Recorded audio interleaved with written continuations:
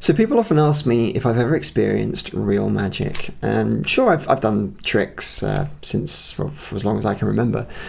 But there's one moment in particular that really stands out to me as something which is truly magical, which I'm going to share with you now.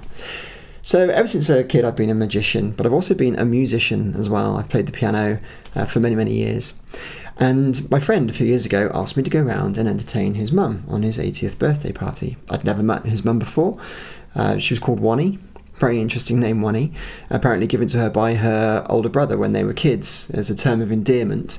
It was the nickname that he gave her because, in his mind, she was the one and only, and so he called her Wani. It's very sad. When the war started, her brother went off to fight in the war and he never came back. And ever since that day, she adopted the name Wani instead of her Christian name in memory of her brother, who she loved so much.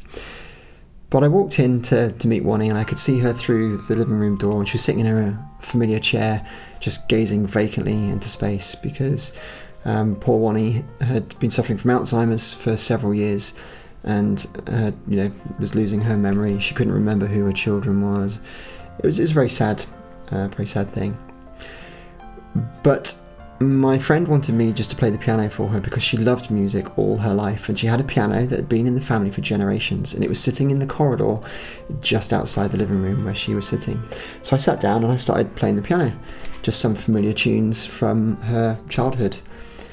And within 60 seconds, the most unbelievable thing happened. She heard the music, and it's like the spell was lifted. She just came out of herself.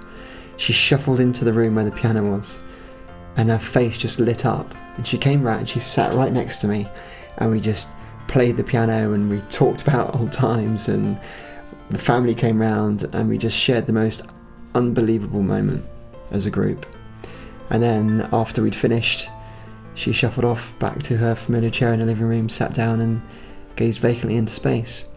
And I didn't really understand the power of that moment or what we'd achieved until I went to leave, because I'd never met Wani before. And my friend said to me, "You do realise what you've done, don't you?" He said, "We've not seen our mum for 3 years.